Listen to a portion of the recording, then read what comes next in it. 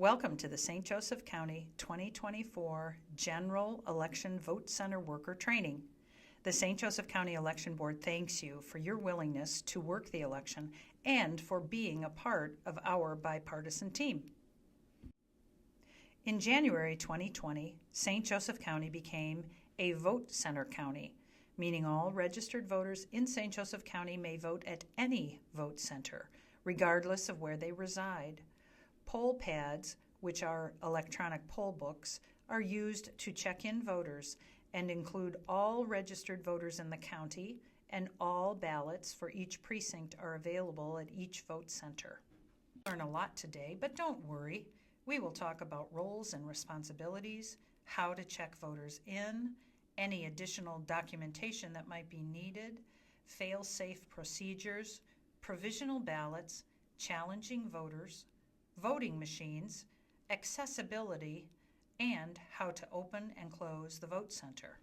Relax. You do not have to memorize everything you hear today. This presentation will be available for your review from the St. Joseph County website, and you have election reference materials in your hands now, including an inspector's manual. Election workers who have worked prior elections can be a great resource, and the County Election Board will be available to answer your questions on Election Day.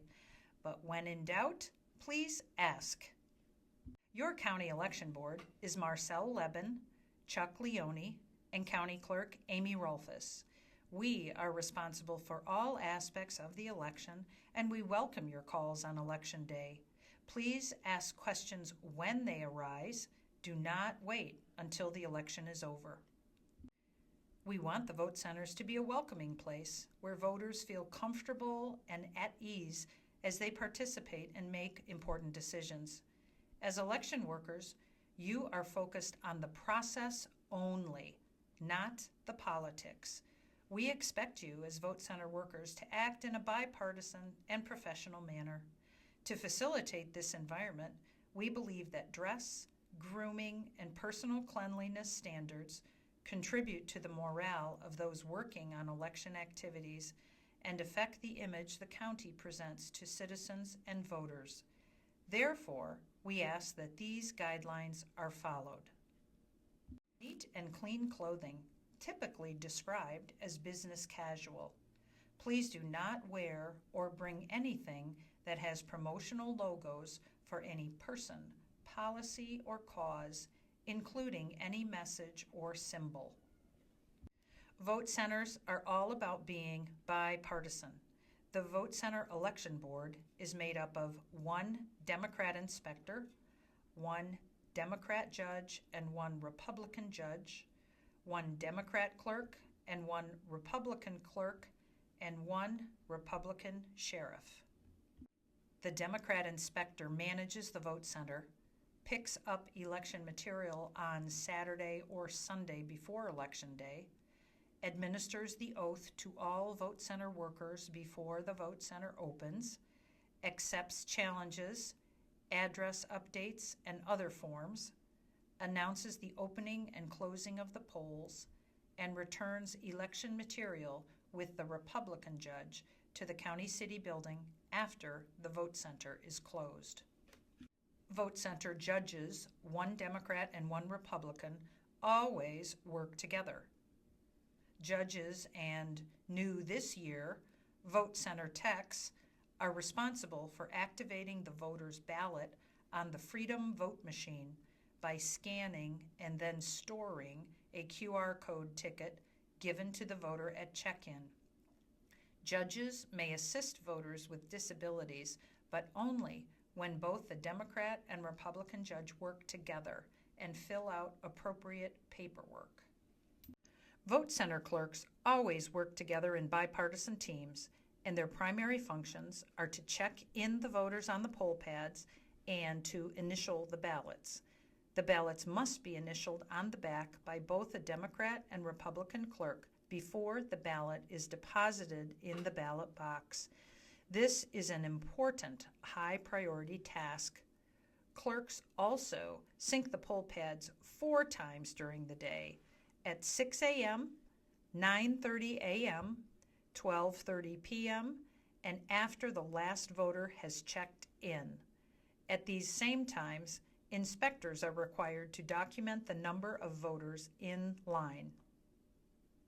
Vote center sheriffs maintain order at the vote center and at the same time encourage a welcoming and comfortable atmosphere. Sheriffs will be on the lookout for electioneering. They may request a simple resolution, such as removing a hat or concealing a t-shirt. Sheriffs also help to direct voters to the check-in station and may contact local police in the very unlikely event that a situation requires law enforcement assistance. A vote center technician will be available at each vote center on Election Day.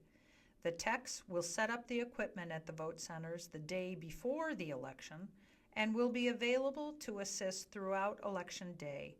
They will be your first point of contact for any questions or issues with the equipment. And, new this year, the vote center techs will be activating the Freedom Vote machines for the voters. Several days before the polls open, inspectors pick up election bags with all materials from the county city building. The day before the election, techs will set up most of the site, although some things will remain secured until Election Day. Arriving at the vote center at 5 a.m. on Election Day, the techs will set up the remainder of the location, assembling the poll pads and their accessories.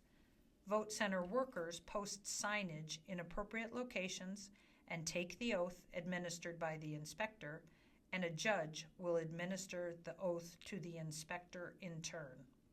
This is a poll pad. The vote center techs will have these ready to check in voters before the polls open at 6 a.m. Every vote center will have poll pads in cases with their matching printer secured overnight inside the ballot box, along with a Wi-Fi hotspot and extra printer paper. Each site will have at least 2 ballot boxes, one for Election Day use and one spare. Vote center techs will set up your vote center on Monday. Each poll pad case is numbered and should have a label showing the name of the vote center. The poll pad and printer in each case are designed to work together. This is the Get Started screen. Clerks should verify the correct name of the election and the correct vote center name. If either of these are incorrect, contact your vote center tech immediately. Along the top border, the number of check-ins should be 0 at the beginning of the day. If it isn't, contact your tech. At the top of all screens in the upper right are 4 icons. From right to left, they are Messages, Printer, Cloud, and Peer-to-Peer. The 2 icons you need to keep an eye on are the printer and the cloud. They should always be green. Tapping the green cloud shows that the poll pad has been recently synchronized. Syncing the poll pad updates the voter list in your poll pad to reflect any changes. The poll pad will automatically try to sync every 4 minutes. If the cloud is red, tap the Synchronize Now button to initiate a manual sync. Check with your vote center tech if you have any questions. There are 4 specific times of the day clerks must manually sync the poll pads, and the inspectors must document the number of voters in line.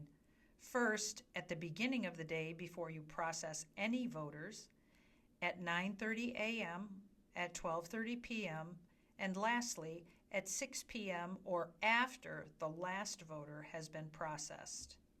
Finally, the inspector should make sure they have collected 0 tapes from the techs, showing that 0 voters have used the machines, and store these 0 tapes in the designated clear plastic bag in their inspector bag.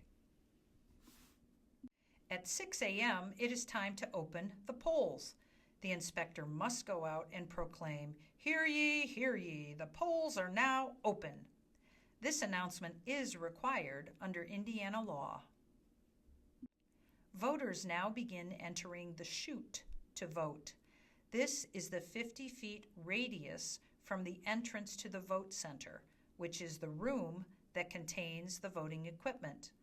The 50-foot rule commands that electioneering, including yard signs and people handing out election literature, must not be inside this chute. Inspectors will have a rope in their bag for convenient measuring. Electioneering means to make a verbal statement or display a written statement in support or opposition to a candidate, political party, or public question on the ballot.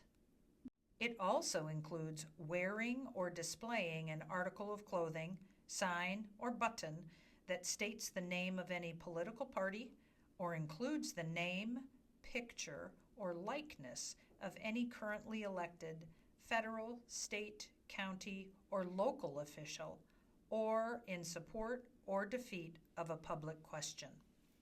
The voter may be asked to remove or cover up the electioneering materials. If the voter refuses, report the voter to the election board, but under no circumstances is a voter turned away from voting if they are qualified to vote. Electioneering does not include materials a voter may bring with them into the voting booth to assist them with voting.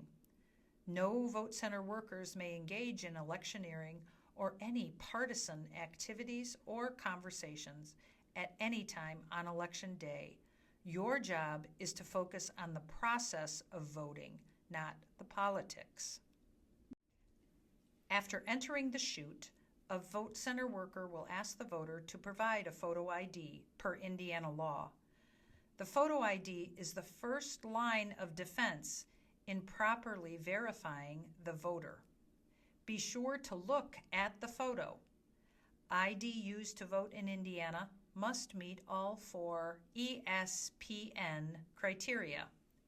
The expiration date must be current or expired after the last general election, which was November 8, 2022.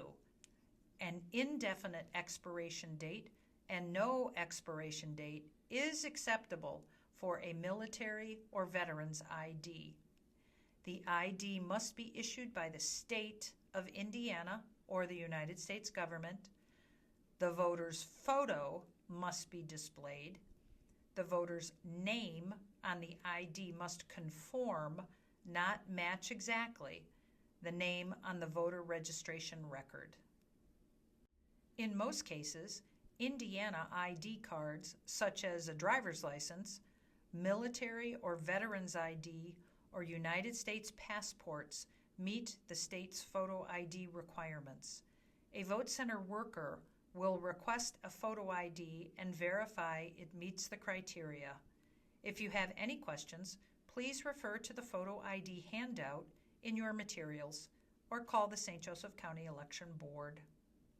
The name on the photo ID must conform to the name of the voter registration record. Nicknames, middle names, and initials may appear as a substitute for their given name, so these examples for Robert John Crew would be acceptable. If a voter does not have a photo ID, they can get a free photo ID at the BMV, which is open on Election Day from 6 a.m. to 6 p.m.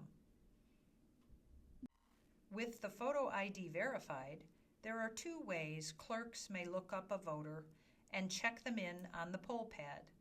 The first way is by scanning the barcode that is located on the back of all Indiana Bureau of Motor Vehicles IDs and driver's licenses. And the second way is to use manual entry and type in voter information.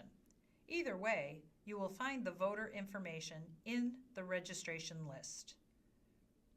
To scan a compatible ID, be sure to put it in the tray with the barcode facing the camera before pressing Scan Barcode. On the poll pad, you will see the view through the camera. If the barcode scan is successful, the voter's registration record will appear. If you see a list instead, this means there is not an exact match between the voter's registration record and the voter's name on their ID, or that the barcode was not read. Once the voter's registration record is shown, verify whether or not the address shown on the poll pad is the current address and press the appropriate button. On the voter confirmation screen, clerks ask the voter to verify all the information that is shown. If something is not correct, you may press Go Back. Otherwise, press Accept. We've reached the signature confirmation page. Have the voter sign and select Done Signing using either their finger or the rubber tip stylus. The Clear Signature button allows the voter to try signing again. Remember, the primary identifier is the photo. Signatures and addresses do not need to match exactly. Once they have successfully signed the poll pad, have them press Done Signing. This is the poll worker confirmation page. The clerk compares the two signatures. They should be somewhat close, but again, rely more on the photo than the matching signature. If you are satisfied with everything, pressing Submit will print a ticket and the voter is checked in. This success message should be shown. This is a poll pad ticket. In addition to the barcode, it shows the voter's precinct number. Give this ticket to the voter for them to take to a vote center technician or the judge for the next step. After successfully checking in a voter, you'll be returned to this main screen. At the top, the number of check-ins has risen by 1. This happens every time you successfully check in a voter. In order to show you what a checked-in voter looks like, we will pull up that same voter record. This voter record is now green, and the text Voted is displayed along with the date and time that he was checked in. It is not possible to check in a second time on this or any poll pad. We will now demonstrate the manual entry method. We put the last name and first name in the two boxes at the top and press Search. Again, using manual entry, we type in several characters of the last name and one or more characters of the first name before pressing Search. You do not have to put the entire name in spelled correctly. The results list will show you possible matches, and it is easier to use fewer letters. In this case, I'm going to look up Caleb Smith. Note that though I put Smith in the last name field, I just put the letter C in the first name field, and then I press Search. There are several records that match my search, including the one I am looking for. Tap on his name to call up his record. In this case, the voter has moved from the address listed for his voter registration record, so you would tap Address Changed. When a voter moves, they need to complete a VRG 412 form before they can be checked in. You must send them to the inspector to complete this form. Press Go Back and continue processing other voters until the voter returns. The clerk will pull them back up and this time press Continue. Here is the voter confirmation screen. At this point, you would press Accept to continue processing the voter. We would turn the poll pad around to Caleb and ask him to sign and press Done Signing. After pressing Submit, the printer prints a ticket and the poll pad displays the success message. The ticket will indicate an address change has occurred. We have now been taken back to the main screen and the check-in count has again gone up by 1. There are a few other situations that you may encounter in the poll pad. Absentee issued means that the voter applied for an absentee ballot and we believe that we have mailed him one that has not been returned. And it is possible that he either didn't receive the ballot, he received it, and has brought it with him to surrender and vote in person, or that something else happened to it. To cast a regular ballot on Election Day, direct the voter to the inspector to surrender their absentee ballot or complete a PRE5 form. If surrendering a ballot, the inspector marks it canceled and places it in the spoiled ballot envelope. Otherwise, a PRE5 form is completed and the inspector puts that in the appropriate envelope. When the voter returns, you would then press Process Voter. The next screen will indicate if the voter has taken the appropriate action. Answering no to this question will bring you back to the beginning. Having pressed yes, we proceed to the address verification screen. Here you can see the flag in red, Absentee Issued. That will also print on the ticket, just like the address changed note. The voter signs the poll pad and presses Done Signing. Additional documentation requirement. Who is required to show additional documentation beyond a photo ID? Voters who registered to vote by mail for the first time in Indiana. It will be noted in the poll pad. Examples of acceptable documents include an Indiana driver's license or ID card with current name and address, a current utility bill, bank statements or government check, any of which must have the voter's current name and address. Find the two-letter code for the document they provided before you continue. Then tap in the box to enter that code, then tap Process Voter. If the voter does not show proof of residency, direct them to the inspector, as proof of residency is one reason a voter must cast a provisional ballot, and this will be covered later. I have pressed Process Voter. Note that on the voter's information page, proof of residency is shown. Next, the voter will approach a Freedom Vote machine. If the name sounds strange, think of it as a machine where you are free to vote. The voter will give the QR code ticket created by the poll pad printer to a vote center tech or a judge. They will scan it under the front left side, activating the voter's individual ballot based on where the voter resides. The judge then puts the ticket into the PRE15 envelope. It is important to note that the judge should never touch the screen for a voter unless the proper paperwork has been filled out. The ADA version of the Freedom Vote machine will have a headset and a keypad for additional accessibility. If the ADA units are not in use, they are available for non-ADA voters when the vote center is busy, which probably will happen in this busy election. This is the first screen a voter is going to see. Here, the voter confirms that their precinct is correct. The voter hits Start in the bottom right to begin voting. This is an example of the contest screen that the voters will see. At the top of the screen, it says page 1 of 5, indicating how many pages are on their ballot. To make a selection, the voter taps the candidate of their choice. To change their choice, they tap the candidate again to deselect them, and then they choose another candidate. To move on to the next page, the voter may swipe left or hit the arrow button in the bottom right corner. Once the voter is on the last page of their ballot, the review button will appear in the bottom right corner. Once the review button is tapped, they will have an opportunity to confirm that their selections are as desired.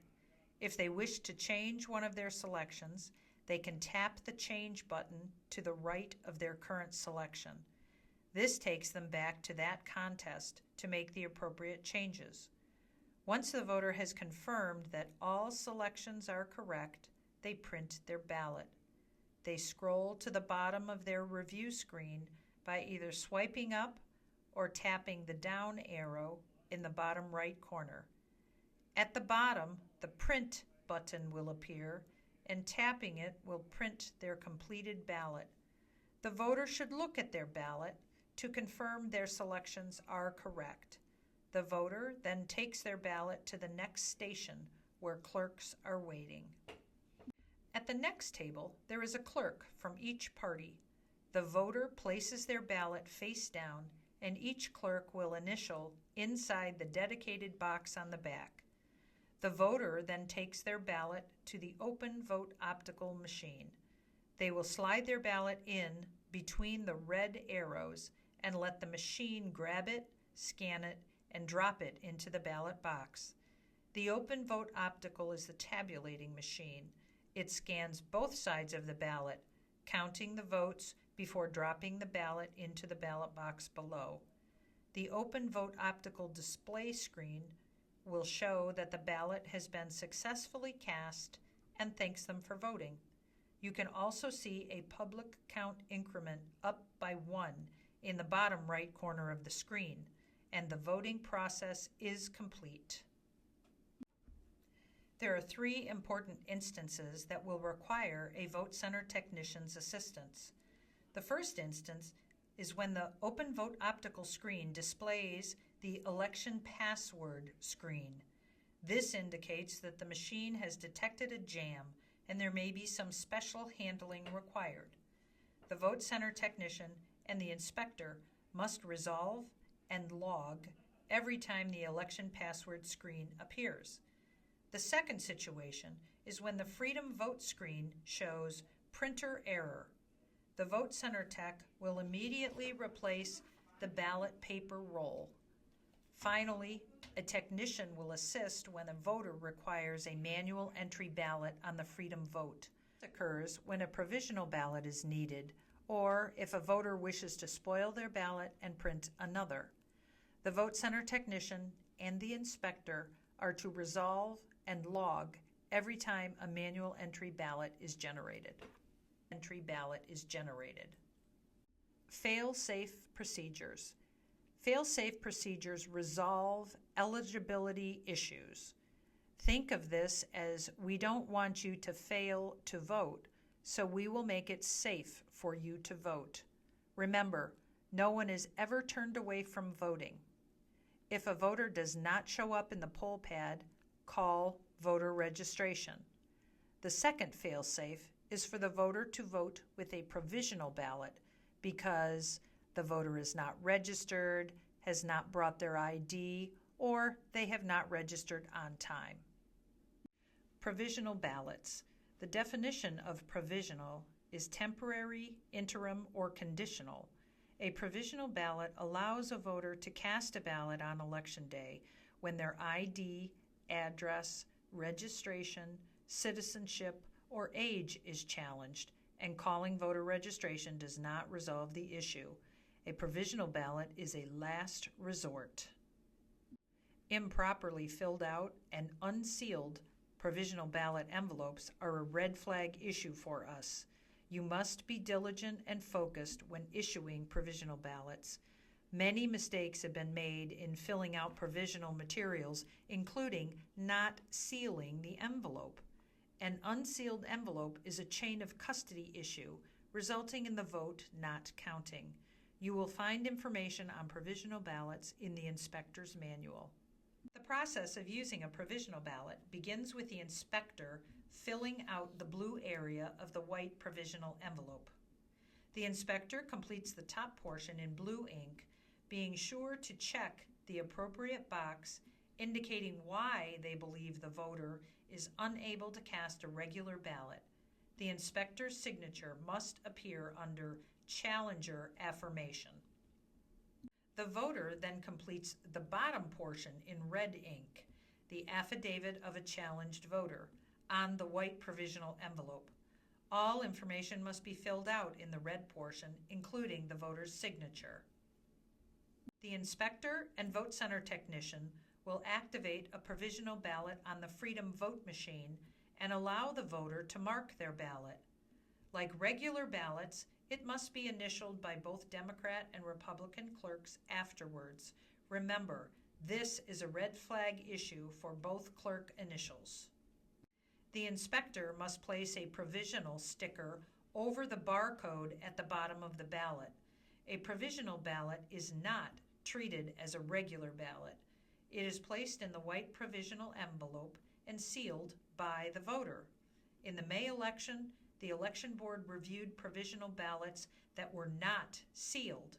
This caused ballot security issues and the ballots could not be counted. Let's improve in the November election. The voter then completes the other side of the envelope and must sign and date. Then the inspector places the sealed envelope in the envelope collecting all provisionals. The inspector gives the voter the green provisional ballot follow-up instructions. At 6 p.m., the inspector must proclaim, "Hear ye, the polls are now closed," and a worker will be stationed after the last person in line. No one else is allowed to join the line. The inspector must document the number of people waiting to vote. At the end of the day, after you have processed the last voter, you will synchronize the poll pad a final time. The vote center technician will retrieve the election summary tapes from the OpenVote optical machine. There will be 3 identical tapes showing the voting results for that machine. 2 of these tapes must be posted where they can be viewed from the outside of the vote center. The inspector must collect the 3rd election summary tape and put it in the clear plastic bag with the 0 tapes, along with the USB drive from the OpenVote optical. Finally, the inspector and Republican judge go to the County City Building in South Bend to return election materials. They do not need to travel in the same vehicle. As a final reminder, all election workers must stay through completion of all vote center election duties. As stated in the contract you signed, you may leave only after the inspector gives permission. Please complete the review sheet with your most current information. Incorrect, outdated information will cause a significant delay in your paycheck. My name is Amy Rolfes, and I am the County Clerk in St. Joseph County, Indiana. Thank you so much for your attention, and thank you for being part of the free and fair elections in St. Joseph County, Indiana.